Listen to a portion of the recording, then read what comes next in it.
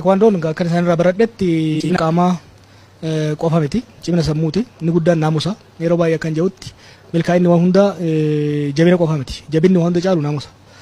Taekwoondoon naamusa barsiisa namni. Akka itti diina ofirraa ittisu, ofirraa haleelu qofa osoo hin ta'in akka itti miira ofii to'atu. Tarkaanfii tokko fudhachuu duratti balaaf toltuu isaa madaalee tarkaanfii madaalawaa qofa akka kennutti kan irraa baradhee jechuudha. Kun immoo hedduu barbaachisaadha. Waan ani itti amanu wajjin illee deema. Yeroo hedduu akkuma beektutti humna qabna inni qofa qabsootti hin seennu. Tokkummaan barbaachisaadha. Isaan amma agartu waggaa sochii godhan tokkummaadhaan harki isaanii miilli isaanii waliin socho'a. Tokkummaadhaan socho'uun barbaachisaadha. Kaayyoon deemtuun sun offensive immoo defensive adda baaftee lafa beekuu danda'uu qabda. Sammuu waan san naamusaan execute gochuu danda'uu qabda jechuudha. Kanaaf qaamoleen hedduu irraa barachuu baadhu waan sammuu waan baay'ee irraa baradhe. Egaa qeerroo fi qarreen akkuma isaanii immoo jiran iddoo hin taane ooluu irraa akkas qaama ofii cimsuudhaan jechuudha. Gama ispoortii kanatti akka dhufaniif gorsa ati qabdu maali? Baay'ee barbaachisaadha. Tokkoffaa akkuma isin jedhetti self discipline naamusa dhuunfaa baay'ee ol kaasa. Cimina qaamaa fayyaa qaamaa hin cimsa. San bira darbee garuu naamusa dargaggeessi keenya of to'achuu danda'uu qaba. Of to'achuu jechuun sodaachuu jechuu miti. Namni humna isaa namni ogummaa qabu sodaattuun nama humna hin qabneedha. Sodaattuun nama ogummaa hin qabneedha. Sodaattuun nama dhugaa hin qabneedha. Nuyi dhugaa qabna akka Oromoota qeerroo dhugaa qabna. Dhugaa qabnu sana irratti dandeettii barnoota yoo cimsine, naamusa yoo cimsine, ogummaa yoo cimsine, qaama yoo cimsine, sanatti immoo naamusa yoo horannu taate dhugaa qabna, humna qabna, naamusa qabna ni injifannaa jechuudha. Kanaaf qeerroon keenya dargaggeessi keenya magaalota jiran hunda keessatti leenjii akkanaa fudhachuun bakka araada adda addaa irraa of fageessuudhaaf, cinqii adda addaa irraa of fageessuudhaaf akkasumas immoo hawaasa keessatti rakkoon adda addaa waggaa dhufu qaama nageenya wajjin waliin ta'ee to'achuudhaaf baay'ee fayyada. Mootummaan abbootiin qabeenyaa barsiisonni keessattuu maatiin dargaggoonni abdii biyyaa ta'an gama maarshaal aartii kanaatti akka dhufaniif jajjabeessuu qabus jedhee jira. Mootummaan intirestii guddaa qaba. Keessattuu dargaggeessi kun yoo bakka ta'an araada irra oole, mana farsoo oole, mana jibaa yookaan oolu taate mootummaan abbaa qofa osoo hin ta'in madda nageenyaa rakkoo shakkii nageenyaa rakkoo nageenya hawaasaa ta'a. Kanaaf dargaggeessi kun bakka akkanaa kana akka oolu mootummaan leenjiftoota kana bira dhaabbatee isaanis jajjabeessaa iddoo leenjii isaaniif kennaa bajata isaaniif ramadaa irratti hojjechuun baay'ee barbaachisaadha. Maatiin daa'imman isaanii yeroo barnoota akkasumas barnoota garuu Oromoodhaaf wanta akkan dhaamuu barbaada. Amma mirqaana baay'ee jira. Garuu yoo ofii dura ofii ta'iiti hambaa ta'e dura ofii ta'e mana kee yoon jabeessin mana kee yoon qulqulleessin humna mana keetii yoon to'atin konsolideet yoon godhin Itoophiyaafis hin taatu naannoofis hin taatu. Mana kee yoo to'atte sabni keessa wajjin yoo jiraate dantaa saba keetii yoo dursite humna cimaa yoo taate gariin jaalatee sitti makama. Gariin abdatee sitti makama. Kuun immoo sodaatee osoo hin jaalanne sitti makama. Mana kee keessa nageenyi jiraachuu baannan saba kee kabajuu baannan saba kee dhagahuu baannan hayyootaa fi hogganoota saba keetiitiin wal quba qabaachuu baannan ala qofa yoo kan laaltu taate arra yoo harka sii dhayanii boodoggaa kootii keessi argan si duuba waa dhabnaan sitti ka'an. Kanaaf gorsi muummicha ministeeraatiif illee Oromoo xiqqaa guddaa kennu maali? Waan gaariin hojjetamee jira, waan gaarii hojjennee jira. Waan Oromoos jabeesse Itoophiyaas cunqursaa wayyaanee jalaa baasee naannoo sanitti hafuura nagayaa fide hojjennee jira. Itti fufiinsi waan kanaa garuu Oromiyaa cimsuu irratti hunda'a. Itti fufiinsi waan kanaa Oromoo cimsuu irratti hunda'a. Akkuma yeroo kaan jedhetti humna yeroof maallaqa qabnurraa harki wayyabaa harki 70-80 saba keenya irratti ba'uu qaba. Akka Oromootti uummata keenya cimsuu irratti ba'uu qaba. Kan itti aanu qabsoo kanaaf uummata kanaaf fira horachuu irratti fuulleeffachuu barbaachisa. Nama keenya dagannee uummata keenya dagannee karaa irra dhufu irraanfannee qeerroo keenya irraanfannee orma gammachiisuu qofa irratti yoo kan fuulleeffannu taate alagaa gaafa kolfaa jedhan kana wal yaadachiisuun barbaachisaa natti fakkaata. ጆሃር የባህሪው ፖለቲከኛ እንጂ ሃይማኖተኛም አይደለም። ጆሃር መሐመድ ይባል እንጂ ሃይማኖታዊ የእስልምናውን ሲፈጽም አላይ በጴንጤም በኦርቶዶክሱ ተቀባይነት አለው። ጆሃር ሰው ክርስቲያንና ሙስሊም ተጨፋጭ ከአፄ ምኒልክ ጀምሮ እስካሁን ድረስ ደም እየፈሰሰ ነው። ከዚህ በኋላ አዲስ አበባ ውስጥ የሰው ደም አይፈስም። ከኦሮሚያ ቤተ ክህነት ጥያቄ አሁንም አልወጣሁኝምና በብዛት አንዳንድ አካላት የሚሉት አለ ከኦሮሚያ ቤተ ክህነት መቋቋም ጥያቄ ጀርባ የፖለቲካ ፓርቲ አባላት ወይም ደግሞ ፖለቲከኞች ከጀርባ አሉ ይባላል። ከጀርባ አለ? በፍጹም ከጀርባ የለም። እንደውም ፖለቲከኞቹ ይሄን ጉዳይ በጥንቃቄ ነው የሚያዩት። ለመምከር እንኳን አይዳዱም። ሰምቶ እንኳን አዎን አይደለም ማለት እንኳን አይፈልጉም። የለም ማንም የፖለቲካ ሰው የለም። ሰዎች የሚያነሱት ጀዋርን ነው ያንሳለሽ ብዙ ጊዜ የሚሰማ መጥቶ ወዳጆቼ ከጀዋር ጋር እንዴት ነው ወደ ምንድነው ጀዋር አለ ይባላል።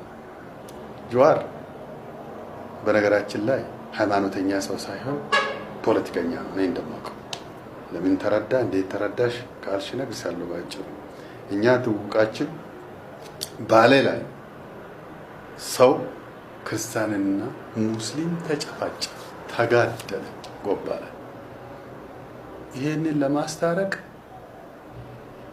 እኔንም ጀዋርንም ጠራ ህዝብ። መንግስት ይሄንን ይፈልግ ነበር፣ ሰላም እንዲሆን ህዝቡ ይሄንን ይፈልግ ነበር። ቤተክርስቲያንም ትፈልጋለች፣ የሼኮቹ ይፈልጉት ነበር። እሱ በጣም ይደመጣል። በእስላሞቹ ብቻ ሳይሆን በክርስቲያኖቹም ይደስ በጴንጤም በኦርቶዶክሱ ተቀባይነት አለው ጀዋር። ስለዚህ የሚደመጥ ሰው ነው እንግዲህ ሁሉንም የሚያደርግ። አሁን ዛሬ ሮቤ ላይ የተከሰተው አደጋ ጎባ ላይ ቢደገም ኖሮ አደጋው ይሰፋ ነበር። ሄድን አስታረቅ። ከዛን ቀን ጀምሮ ጎባ ላይ ምንም የለም። አሰላ ላይም እንዲሁ አይነት ችግር ተፈጠረ። አብረን ሄድን አስታረቅ። እሱ በሌለበት ለብቻ ሄጄ ያስታረቁበት ቦታ አለ ከሌሎች ሼክ ሀጂ ኢብራሂም የሚባሉ ጋር። እኔ በሌለሁበት ደግሞ አባ ገብረ ማርያም የሚባል ከነ ሼክ ሀጂ ጋር ልኬ እርቅ የተፈጸመበት ጉዳይ አለ። ወደ ቤተ ክህነት እኮ አይደወልም። ኦርቶዶክሱ ምእመናኑም እኮ ለኔ ነው የሚደውለው እዚህ ሆኜ እንጂ እኮ ለአቡነ ማቲያስ ወይም ለጠቅላይ ስራ አስኪያጁ እኮ አይደለም የሚደውለው። ኦሮሚያ ውስጥ ላለው ችግር እኔ እኮ ኦሮሚያን ባጠባቂ ሆኜ ወደ እኔ እኮ ነው የሚደውለው። ኧረ እዛ ሄዱ ሲባል እንዴ ማን ይሰማናል? ምን ይሳረጉልናል ነው። ለዚህ እኮ ነው ዝም ብዬ አይደለም ወደዚህ የገባሁት። ስራ እኮ አልሰራችም እኮ ነው፣ ስራ ልንሰራ ነው። እንዲህ የሚሰራው ነገር ወደ ህጋዊነት ይምጣ ለማለት ነው። ስለዚህ ጀዋር የባህሪው ልንገር ፖለቲከኛ ነው እንጂ ሃይማኖተኛም አይደለም። ለዚህ ማስረጃ እናቱ ፍጹም ኦርቶዶክስ ናት። ዛሬ የሰላሌ እኛ ሀገር ሰው ናት።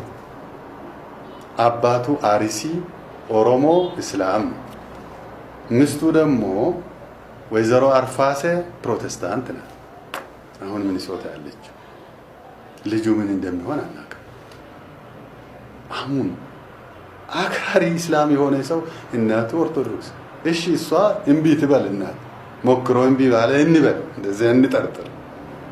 ሚስት ለምንድን ነው ፕሮቴስታንትን ያገባ? ለምን ያገባ?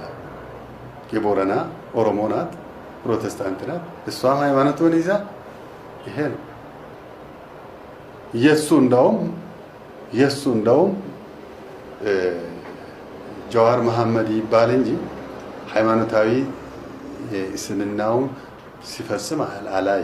እንደውም እሱ ጠብቆ ልክ አሁን ስግደት ሲፈጽም አላየውም። አብረን ውለን አላድረናል።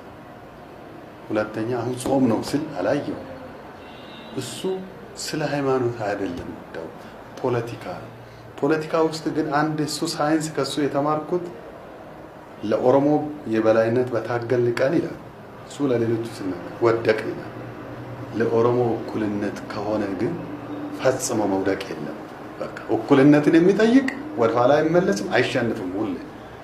ሁሌ የበላይነትን የሚፈልግ ሰው ግን ይወድቃል፣ አሸናፊ አይሆንም ይላል። ይሄ የሱ ፕሪንሲፕል እሱ ከሚናገረው የሚቀበለው አንዱ ነው። ስለዚህ ፖለቲከኞች እዚህ ጀርባ የሉም። የመንግስትም ይሁን ተፎካካሪ ፓርቲም ይሁን አክቲቪስቶቹ ግን ኦሮሞ ሆኖ ኦርቶዶክስ ይሆኑ ስም ለመጥራት ካስፈለገ ብሎግ ያላቸው በሙሉ ከኔ ጋር ነው። ኮሚቴ ናቸው እንደው እነሱ ኦርቶዶክሳውያን ናቸው። ኦርቶዶክስ ያልሆነ እዚህ ላይ ጽፋል ሊጽፍ ይችላል አላውቅም። ኦርቶዶክስ የሆኑ ሲጽፉ ግን ስድብ እንዳይጽፉ አደራ እላለሁ እና እኛን የሚመስሉ ከክርስቲያን የሚጠበቅ ለምሳሌ ቀሲስ በላይ ሊወገዝ ነው ብሎ ሲኖዶስ አላረገም። ሰው ያወራ ነበር። ሰምተሽ ከሆነ ሰምተሻል። እኔ ደግሞ ምን አልኩ? እንጸልይላቸዋለን። ይሄ ነው። እነሱ ቢያወግዙ ኖሮ እኔ ጸልይ ነበር። ምክንያቱም ውግዘት ለሰው ልጅ አይደለም። እንዴት ወንጌል ሰው በቋንቋ ይማር ስለተባለ ጽሕፈት ቤቱ ደግሞ ከዛሬ 10 ዓመት በፊት ይቋቋም ተብሎ ተወሰነው ሲኖዶሱ የወሰነው ውሳኔ ይፈጸም ይችላል።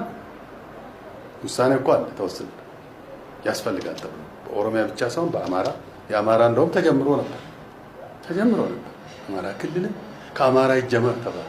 እዚህ እንደውም ጽሕፈት ቤቱ አዲስ አበባ ይሁን አዳማ ይሁን ነበር እንደውም ንግግሩ የነበረው የኦሮሚያ።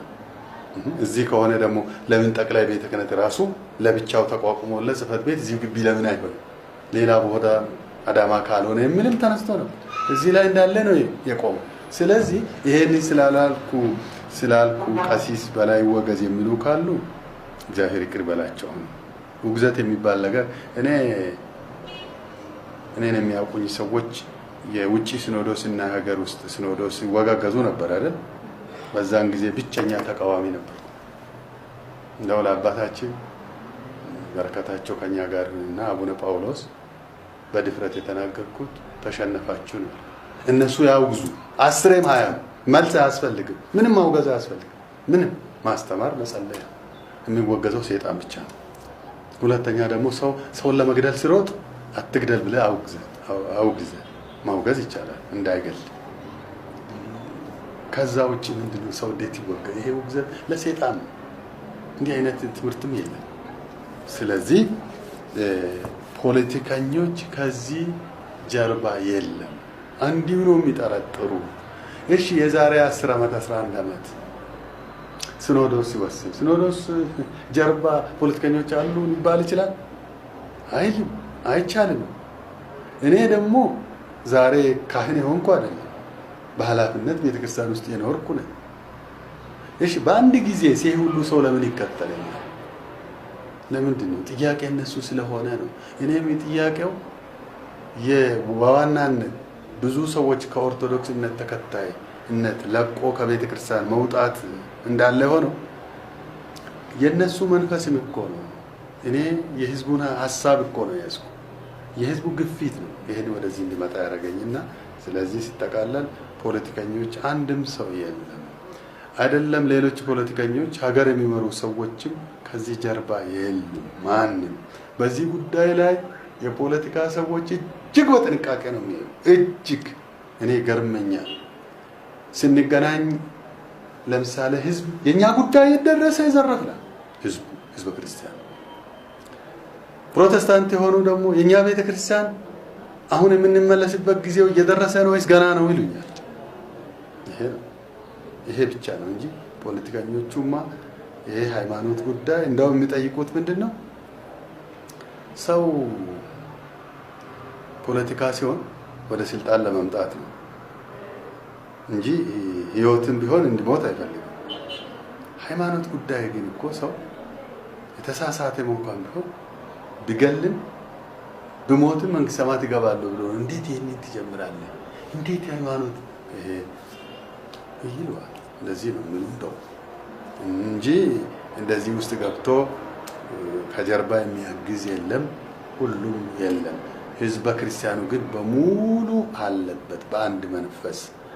አይደለም የእምነቱ ተከታይ የሆነ ኦሮምኛ ተናጋሪ ያልሆኑ በክልሉ ያሉትም ኦሮሚያ ክልል በጣም ይፈልጋሉ። ለምን ቢባል ለብቻቸው ስለቀሩ ራቁታችን ቆምን። ወንድሞቻችን ጎረቤቶችን መጥቶ ከኛ ጋር የሚቆሙት ይሄ ሲፈጸም ነው ነው። ይሄ ሄደሽ ብትጠይቂ አሁን እነሱ ይሄ ነው የሚሰጡት። በወለጋ፣ በአምቦ፣ ምዕራብ ሸዋ፣ ደቡብ ምዕራብ ሸዋ፣ ምስራቅ ሸዋ ስትሄጂ ከተማ አይደለም፣ በተለይ ገጠር ስትሄጂ ባለፉት ዓመታት ውስጥ ኦሮሚያ ክልል ቤተክርስቲያናት ተቃጥለዋል። ስቲል እስካሁንም ድረስ ምዕመናን ተደፍረዋል፣ ካህናት ተገድለዋል። የኦሮሚያ ቤተ ክህነትን ለማቋቋም እየሰራ ያለው ኮሚቴ ምን እየሰራ ነው ያለው? ምን አደረገስ? ጥሩ ነው። ጥሩ ጥያቄ ነው። እንግዲህ ምንድነው ይሄ ኮሚቴ መጀመሪያውኑ ትልቁ ነገር እንዲህ አይነት እንዳይከሰት ነው። አንዱ ይሄ እንዳይከሰት ነው። ወደፊትም ይሄ ክስተት ሊቆም የሚችለው ይሄ ቢቋቋም ነው። ግን ምን አረገ የሚለው እንሂድ። ሁሉንም ቦታ ባይደርስም በሚዲያ በተለያየ በዚህ በኦቢኤንም በሶሻል ሚዲያም ይሄ ነገር ትክክል አይደለም ብለው ልኡካን በመላክ አሁንም ቢሆን ባለም ሐረርጌም እየተጠራን ፕሮግራም አለን። አሁን እሁድ ቅዳሜ ተበትነን ቢያንስ ከኮሚቴ 11 12 ሰዎች ውስጥ 7ቱ 6ቱ ካህናቱ ዲያቆናቱም ካህናት አሉ። ካህን ያልሆኑም ደግሞ ሰባኪያን ወንጌል የሆኑ አሉ። እነሱም ከዚህ በፊትም ተልኮ አሁን አንዱ ጅማ እንዳይከሰት ከአሰላም የኛ አባላት አለ። ይሄ ችግር እንዳይከሰት የራሳችን ጥረት አድርገናል። የባለም ሮቤ አካባቢ የተከሰተው ነገር ያው ከጎባ ጋር ተያይዞ ሰላም ይሆናል በሚል ነው እንጂ ይሄን ብናቅ ኖሮ ምንድነው እያደረገ ያለው አሁን በዚህ በጅዋር ላይ ተቃጣ በተባለው ምክንያት ነው እንጂ ሰላም ሆኖ ነበር። አሁን ቤተክርስቲያን ቃጠሎና የካህናት ሞት አሁን አልነበረም። ለምሳሌ በአማራ ክልል ሰላም ሰልፍ የሚወጣበት ወቅት በዚህ ወቅት አልነበረም። በፊት ጅጅጋም 2 ዓመት አልፏል። ይህ በፊቱ ነው፣ አሁን አይደለም። እኛም እኮ ይልቁንም መፍትሄው ምንድነው ብለን ቁጭ ብለን ብንመካከር ይሁሉ አልነበረም። ሲኖዶሱም ይሁን ይሄንን የኛን አካሄድ የሚቃወም ሰው ቁጭ ብሎ ከኛ ጋር ታዲያ መፍትሄው አንድ ሃይማኖት ነው። እኛ ቋንቋ ለማንሰማ ነው እንጂ እኔ እኮ ግድ ኦሮምኛ የሚያስፈልገኝ ኦሮምኛ እኮ መንግስት ሰማት ያስገባኛል ብዬ አይደለም። ኦሮምኛ የማይሰሙት ሰዎች ግን ነፍስ አባት እንኳን ለመያዝ ሊስት እኔ ጋር አለ፣ ኮሚቴያችን ጋር አለ። አስተርጓሚ ተቀምጦ እኮ ነው ንስሐውን ለነፍስ አባቱ የሚናገረው። ፍትሐ ነገሥቱ ይከለክላል፣ ቀኖና ቤተክርስቲያን ይከለክላል። የነፍስ አባቱና ያ የሚናዘዘው ሰውዬ እግዚአብሔር ብቻ ማንም ማወቅ አለበት። ባልና ሚስትም አንድ ላይ ሆነው አይደለም ለነፍስ አባታቸው የሚናዘዙ። ባልም ለብቻ ሚስትም ለብቻ። የባል ስህተት ሚስት ልትሰማ አይገባም። የሚስት ስህተት ለባልም አይነገርም፣ ሊያውቅም አይገባም።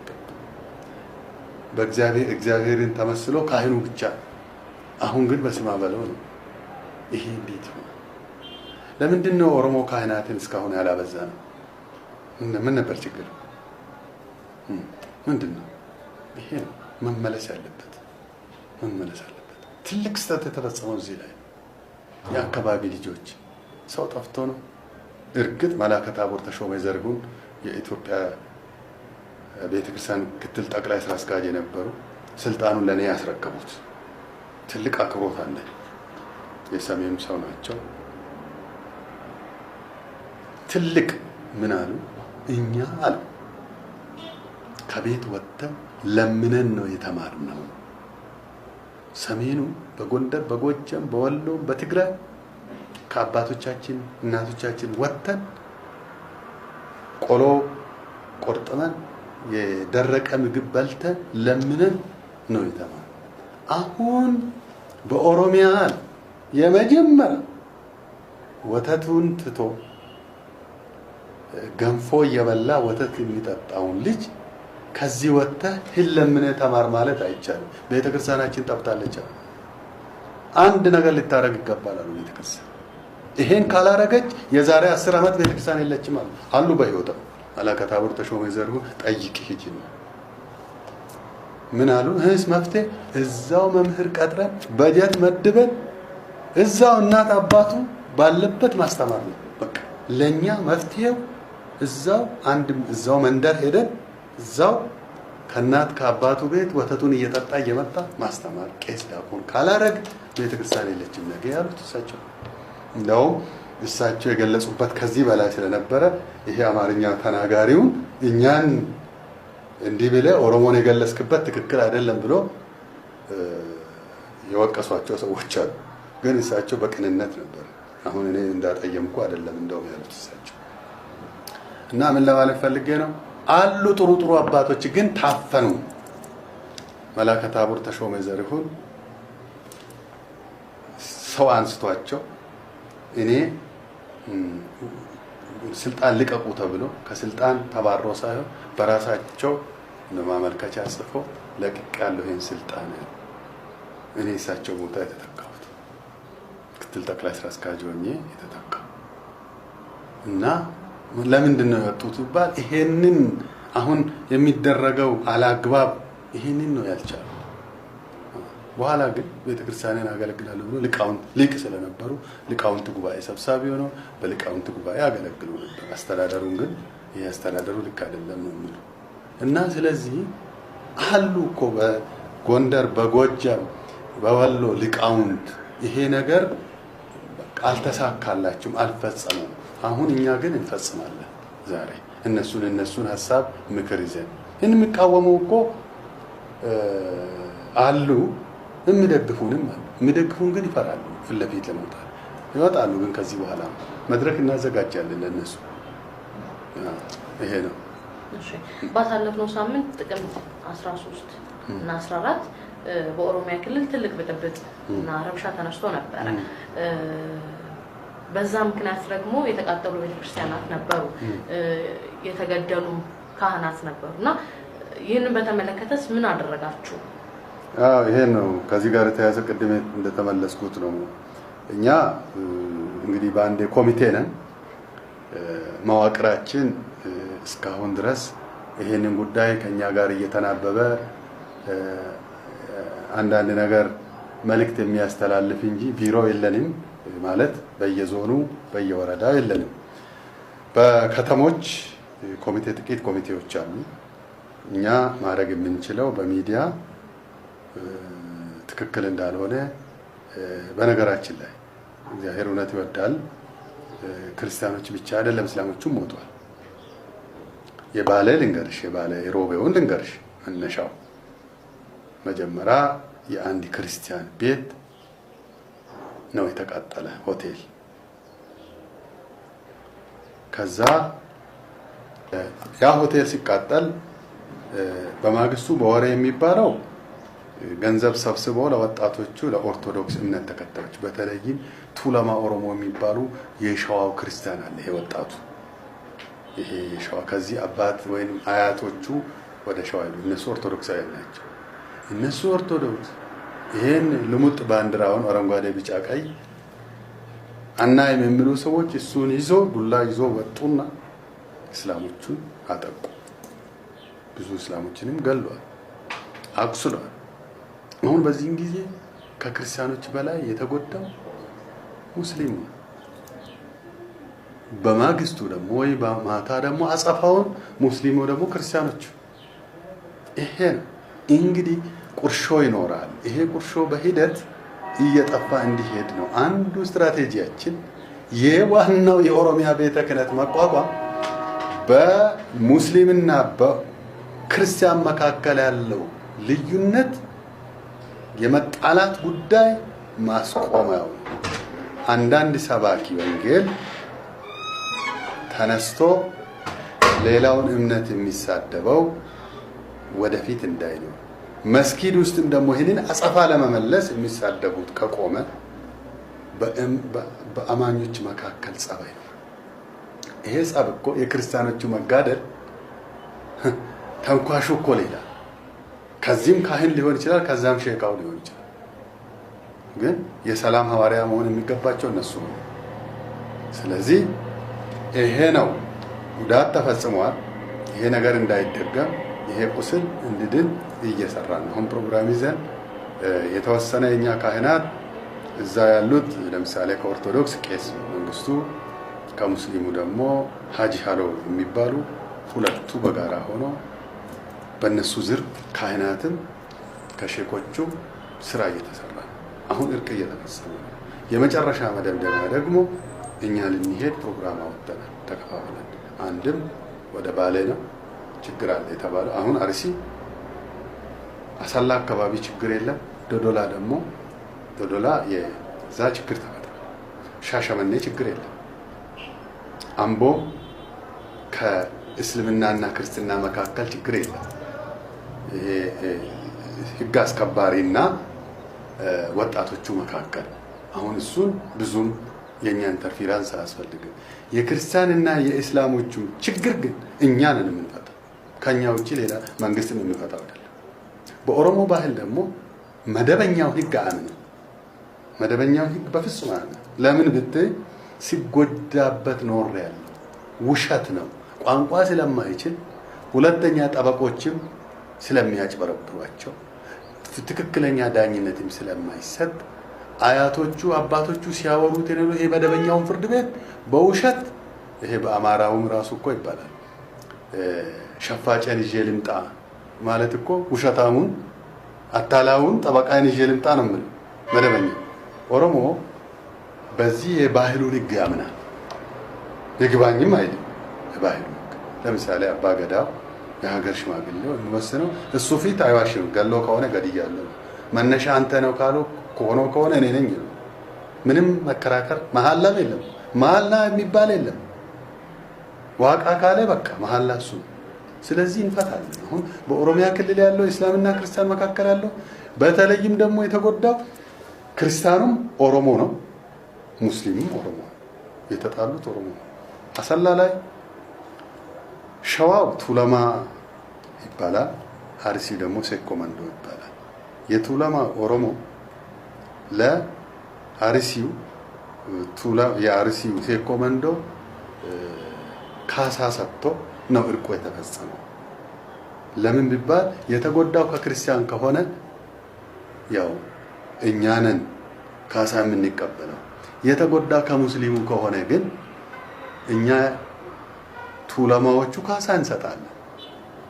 ምንም መወሻሸትም አያስፈልግም። የሞተ ማን እንደሆነ ይታወቃል። ማን ግፋ ብል ትንሽ አከራካሪ የሚሆነው መነሻ ማን ነው የሚለው ነው። እሱም የሚታይ ነገር ነው። የወሬ ካልሆነ በስተቀር ምናልባት ማጣራት የሚያስቸግረው ማን ነው መጀመሪያ ይሄንን ነገር ቤቱን ያቃጠለው፣ መጀመሪያ የመግደልስ የመምታት ጋር ማን ነው ሄደው፣ ይሄም የሚታይ ነው። ምንም አይወሻሽም። ስለዚህ ምንድነው እያደረግን ያለ ነው? እያስታረቅን ነው፣ እያስማማን ነው። ይሄን ደግሞ ይደረጋል። ለምሳሌ ጎባ እኮ ከክርስቲያኖች ብቻ ወደ 10 ምናምን ሰው ነው ሞተው፣ ከሙስሊሙም እንደዚህ ነው ሞተው። እሱን ነው ያስታረቅነው። ጎባ አሁን ታርቋል። እዚህ ደግሞ ይሄን ያህል ሰው አይሆንም። ሮቤ አካባቢ ያለው በሀገር ደረጃ ወደ 60 የተቆጠረው በመላ ሀገሪቱ ኦሮሚያ ውስጥ የተደረገው ነው። እሱ እዚህ ጆሞ ጨምሮ። ስለዚህ እናስታርቃለን፣ እየሰራን ነው። እንደውም መደበኛ ስራ አሁን ዛሬ አርፍጄ የመጣሁት ጉዳይ ይሄ ነው። ምክንያቱም ማን የት ይሄድ፣ የመንግስት አካላትስ ድርሻ ምንድን ነው? ጸጥታ አካላቱ ፖሊሶቹስ ምንድን ነው ስራ ድርሻቸው? የኛ ድርሻ ማን ይሁን? የአባገዳው መቼ ሰዓት የሚለው እና እየሰራን ነው እሱ እና ከእግዚአብሔርም እናገኛለን። በነገራችን ላይ የሚያስታርቁ ብፁዓን ቅዱሳን ናቸው። የሚታረቁም እንደዚሁ ከእግዚአብሔር ልናገኝ ነው። ስም ልናገኝ ሳይሆን በሰው ዘንድ ከበሬታ ለማግኘትም ሳይሆን ጽድቅም ነው ብለን ስለምናምን። መልካም ቆይታችንን እያገባደድን ያለ ነው። አሁን ሁለት ጥያቄዎችን ላንሳሉት። እንዳሉት ቀደም ላለፉት 27 ዓመታት የማንነት ወንጌል ተሰብኳል። የብሔር የዘር ወንጌል ተሰብኳል። ይህንን ለማስቀረት ከህዝበ ክርስቲያኑ ምን መደረግ አለበት? ካህናትስ ምን መስራት አለባቸው? አያይዘው ደግሞ አሁን ላይ ሀገሪቷ ውስጥ እየተስተዋለ ያለውን ነገር እንዴት ይመለከቱታል? በተለይ ባሳለፍነው ሳምንት ትልቅ ውጥረት ውስጥ ነበረች ሀገሪቷ። ስቲል ዛሬ ድረስ ጥያቄዎች የተነሱባቸው ቦታዎች አሉ፣ ግጭቶች ያልወረዱባቸው ቦታዎች አሉ። የቋንቋ ጥያቄዎች፣ የብሔር ጥያቄዎች እየተነሱ ነው ያሉት እስካሁን ድረስ እና ይህንን እንዴት ይገልጹታል? ሁለቱን ጥያቄዎች አያይዘው ይመልሱልኝ። እሺ እንግዲህ አንዱ ለ27 ዓመት የብሔር የቋንቋ ነበር ሲሰበክ የኖረው የተባለው እውነት ነው። እሱ መሰበኩ ብቻ ሳይሆን ከሱ ጋር ደግሞ አብሮ ሌላውም ለምሳሌ ስለ ሀገር አንድነት እውነት ነው አልተነገረም። ቤተክርስቲያንም ቢሆን ልክ እንደ ፖለቲከኞቹ አንድነት ትበል እንጂ መጀመሪያ ከዚህ በፊት ወንጌሉ ለህዝብ እኔ ለምሳሌ አንድ ካህን መጥቶ ናጾም ከማለቱ በፊት ስለ ድነት ማወቅ አለበት። ይሄ እኚህ መምሬ በየነ አሁን ሰው ይወደዋል፣ ሰው ያከብረዋል ብዬሻለሁ። መጡና ቀኑ ሐሙስ ነበረ፣ በሉ ነገ ሮብ ነው እንዳትበሉ አለ። ከብቶቼና እኔ መካከል ምን ያገባ ለእኔ ያጎት መነገር የነበረበት ምን ነበር? መጀመሪያ ስለ ድነት ነው፣ እግዚአብሔርን ማመን። በቃ የኛ ሀገር መንግስተ ሰማያት ነው። ስለ ድነት ወንጌል ነው መጀመሪያ መሰበክ የነበረበት። ይሄ ቋንቋና ማንነት ጋር ቤተክርስቲያን ደግሞ ይሄንን ስለ ማንነት ክርስትናው ስለ አምላክን ማመን ያው እንደዚህ ኦሮሞ ህዝብ እኮ በጣም ፈጣሪን የሚያመልክ ነው። ዋቃ ካለ ያለቀ እንዲህ አይነት ህዝብ ሳንይዝ መቆየታችን ችግር ነበረ። ስለዚህ አሁን እኔ የምጠበቀው ለህዝቡ የሚለው ክርክር አይደለም፣ እስቲ እንነጋገር ማለት ነው። አንድ ሰው ጥያቄ ሲያነሳ በቅንነት ማየት ነው። ይሄ አይ ከጀርባው ያለ ዙሪያ ጥምጥም ሳንል እሱንም እንጠርጥር፣ ችግር የለም። እንግዲህ መጠራጠር ህግ አጋንንት ነው የተባለው ለአምልኮተ እግዚአብሔር ነው። ሰውን መጠርጠር ወንጀል አይሆንም፣ ግን በልክ መሆን አለበት። አንድ ሰው ጥያቄ ሲያነሳ መወገዝ ሳይሆን ወደ አሁኑ ይሄ ኃጢአተኛ ማድረግ ሳይሆን አሁን እኔ እሳትን አያለሁ ብዙ ጊዜ ጥያቄዎቹ አያለሁ እንደ ወጣ ብሎ ያነሳሉ። ወጣ ብሎ የሚያነሱት ቅር አይለኝም። ወደ ሙግዘት ሲሄዱ ግን ይሄ ዝም ብሎ ኃጢአተኛ ማድረግ ሁሉንም አይደለም፣ ይሄ አግባብ አይደለም። ስለዚህ እኔ ከህዝቡ የሚጠበቀው ይሄ መጀመሪያ መረጋጋት ነው። ተረጋግተን ወደ ጌታ ኢየሱስ ክርስቶስ ምንድነው እግዚአብሔር አምላካችን ከነሱ በተለየ ጊዜ ሳጥናኤል እኔ አምላክ ነኝ አለ። በዚህ ጊዜ ሚካኤል የሚጨብጥ የሚለቅ ሲያጣ ገብርኤል ግን ንቁም፣ በየቦታችን እንቁም አምላካችን እስከምናገኝ አለ። አምላክ ማለት እውነት ነው። እውነቱን እስከምናገኝ ድረስ መነዳት የለብንም። ሌላ ህዝብ እውነቱን እስከምናጣራ ብሎ ማረጋጋት፣ ወደ መግደልም ወደ ማቃጠልም ወደ መከላከልም ሳይሄድ ዝም ብሎ ማዳመጥ ነው። አሁን ትንሽ እኔ ህዝቡን የምለው ዝም ብሎ ቄስም ይሁን ዲያቆን ይሁን ፖለቲከኛም ይሁን ዝም ብሎ ማዳመጥ ነው፣ ማድረግ ሳይሆን ተነስል ለምን ተነሳለኝ፣ ተረጋጋ ካለ ጥሩ ልረጋጋ፣ ግን ለምን አለ እና ከድርጊት መቆጠብ ነው፣ መስማት ነው።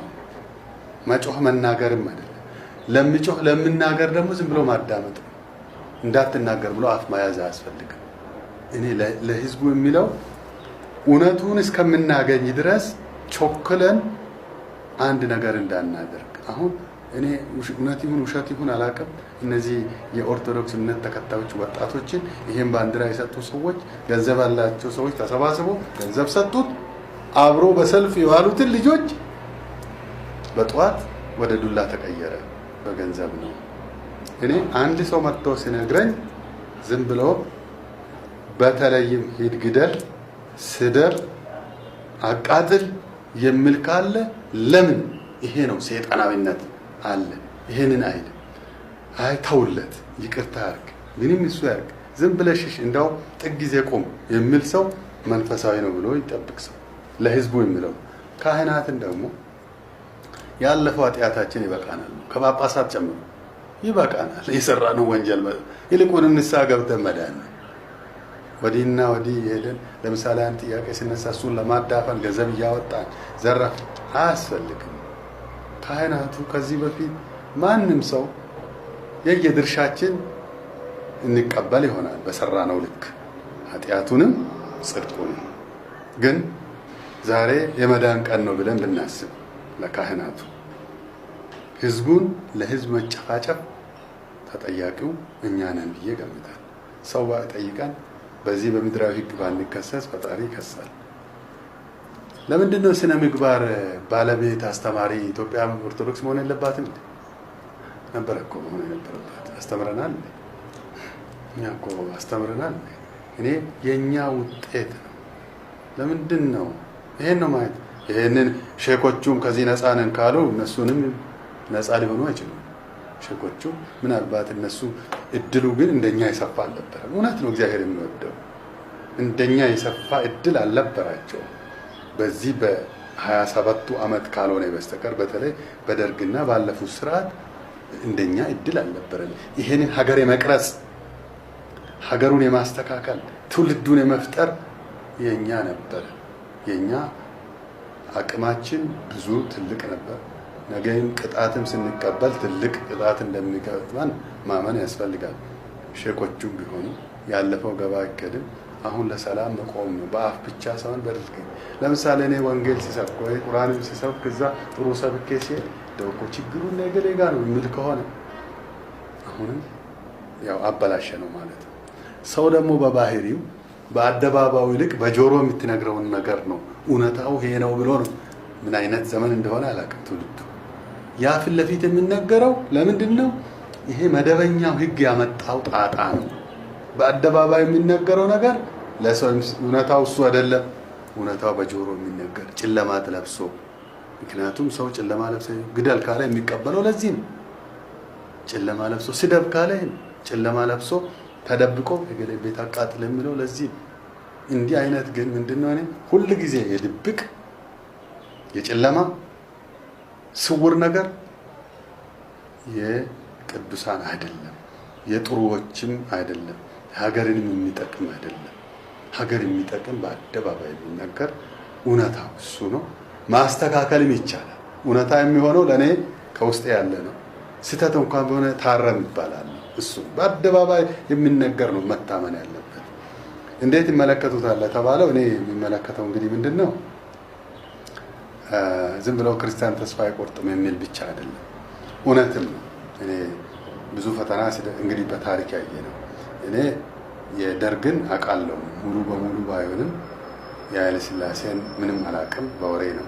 ግን በታሪክ ግን የምኒልክንም የኃይለ ሥላሴንም ዘመነ መሳፍንትንም አሁን ደግሞ የዓለም ሁሉ በወረቀት በታሪክ አይቻለሁ።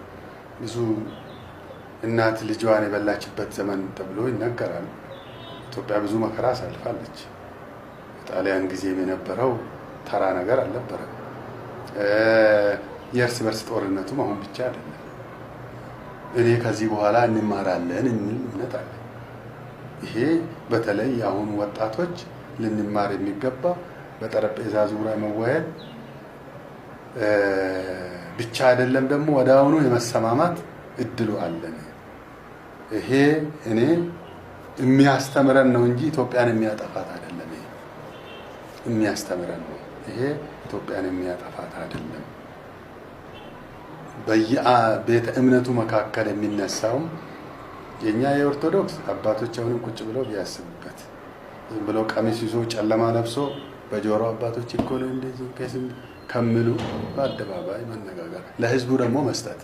ምን ትላላችሁ? ምን ትፈልጋላችሁ? ይገንጣል አልተባለም። ምን ትላላችሁ? ምናልባት ስልጣን ከተያዘ በኋላ መጠርጠር ያለባቸው ቢሆን ኖሮ ሌሎች እንጂ የኛ እምነት ተከታዮች ሊጠረጥሩንም አይገባም ነበረ። ከሆነም ደግሞ በውይይት የሚፈታ ነው። ስለዚህ ይሄ ሀገር ሰላም ይሆናል። የምንፈልገው ሁሉ እናደርጋለን። ይሄ ለውጡም ደግሞ በተለይ ለየት ያለ ለውጥ ነው። በኢትዮጵያ የተከሰተው ለየት ያለ የኢህአዴግ ወደ ደርግ ሲመጣ ጠንቅቄ ያውቃለሁ። ዩኒቨርሲቲ ነኝ ያለሁት። የኃይለ ሥላሴ ወድቆ ደርግ ለውጥን በመጠኑ አውቃለሁ። በመጠኑ ትንሹ የተማርኩት እኔ በደርግ ውስጥ ነው። ግን ሕፃን ሆኜ እንደ ህልም የማውቀው ነገር አለ። ያው በታሪክም ገሎ ምን ብሎ ነው እስከ ደርግ ከኢትዮጵያ እስከመጣ ድረስ መግደል ብቻ ነው። ይሄም ቢሆን በምርጫ ስልጣን መያዝ አጋጣሚም የለምና ገሎ ነው ስልጣን የያዘው ኢህአዴግ። አሁን ደግሞ ለውጡ ግድያ ሳይፈጸም ነው የሚለው። ምክንያቱም ጫካ ተገብቶ ጦርነት ታውጆ ሳይሆን እዛው እርስ በርስ ተመካክሮ ወይ ደግሞ ተፋልሞም ቢሆን ምንም እንበል ምን ስልጣን ርክክብ እንደዚህ ነው የተደረገው። ወደፊትም ጫካ ገብቶ ስልጣን መረከብ በኢትዮጵያ ውስጥ አይኖርም የሚል እምነት አለ። እዛው 4 ኪሎም ይሁን ቤተ መንግስቱ ወደፊት ይቀየራል የሚል እምነት አለ።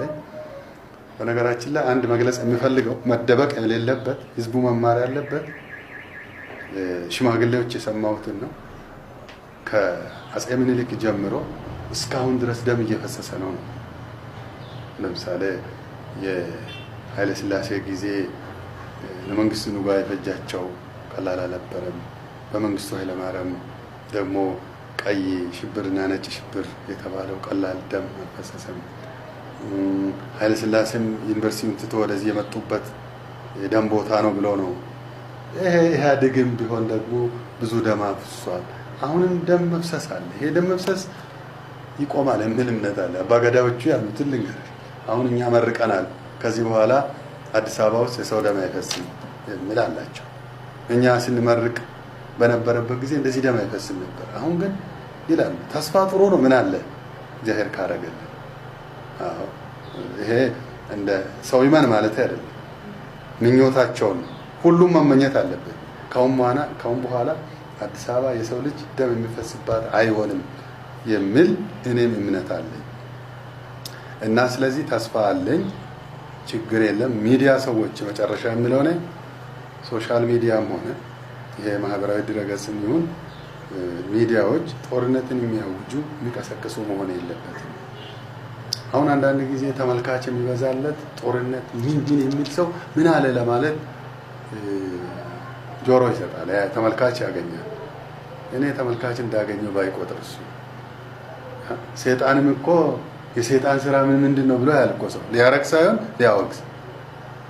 ስለዚህ የሚዲያ ሰዎች መደበኛውም ይሁን ማህበራዊ ድረገጹም ይሁን ጦርነት የሚቀሰቅስ የሚያውጅ ሳይሆን የሚያስታርቅ የሚያስማማ ነው። አክቲቪስቶቹ በተለይ ፕሮፌሰሮች፣ ዶክተሮች የማውቃቸው ሰዎች ምንድነው ብሔርን እኔ አንድ ሰው ተነስቶ ከመሬት ተነስቶ እኔን ቢሳደብ እኔ ተነስቼ አማራን በሙሉ መስደብ የለብኝም። እኔ አንድ አማራ የሆነ ሰው ምሁርም ምንም ከተሳደብ ኦሮሞን ሁሉ ሊሰድብ አይገባም። እንዴት ነው ይሄ የማይታየው? አሁን እኔ አክቲቪስቶቹ ጋር ሊታረም ይገባል የሚለው አንድ ኦሮሞ በመናገሩ ኦሮሞ ሁሉ መሰደብ የለበትም። አንድ አማራ፣ አንድ ትግሬ አክቲቪስት ወጥቶ አንድ ሰው ስለተሳደበ ትግሬ በሙሉ የሚሰደብ ከሆነ ይሄ ወዴት ነው የሚወስደው? አደጋው ይሄ ነው። እንደውም ይሄ ነው እኔ አደራ ልል የሚፈልገው። ይሄ አደጋ ነው። በተለይ ወጣቶቹ ይሄንን ኤፍቢ የሚከታተሉ ሰዎች እንደውም እንዲህ አይነት ሰዎችን ማንቋሸሽ፣ እንዲህ አይነት ስድብ፣ ውሸት፣ ጦርነት የሚያውጁትን ሌሎቹ በሱ ማውገዝ፣ በዛው እንዲህ አይነት ክፉ ነገር መወገዝ አለበት። ሀሳብ ማቅረብ፣ ጥያቄ ማቅረብ፣ መጠራጠር ችግር የለም እና ስለዚህ ይሄንን ነው ማለት እንፈልገው። መልካም አመሰግናለሁ ለሰጡኝ ቃለ መጠይቅ። በጣም እኔም አመሰግናለሁ። እንግዲህ እግዚአብሔር ይስጥልኝ፣ አመሰግናለሁ እንጂ ሀገራችን እንግዲህ ኢትዮጵያ በአንድነት በስምምነት በፍቅርና በምቾት የምንኖርባት የበረከት ሀገር ያድርግልን እላለሁ። እነዚህ የተሳሳቱ ሰዎችን እኔም ተሳስቼ ከሆነ እግዚአብሔር እንጸልያለን። አሰቦት ገዳም የሚባል አለ። አንድ አባት አሉ፣ ይጸልዩ ይላቸዋል። እጂ እውነት ይሄ እኚህ አባት አሰቦት ገዳም ሐረርጌ ውስጥ ነው። ኦሮሞ አይደለም። ግን ያው ጥቂት ወንጀለኞች የሚያረጉት እግዚአብሔር አይረግመንም፣ እግዚአብሔር አይጎዳንም የሚል እምነት አለ። እግዚአብሔር ይጠብቅልን፣ ሀገራችን ይጠብቅልን። እናንተን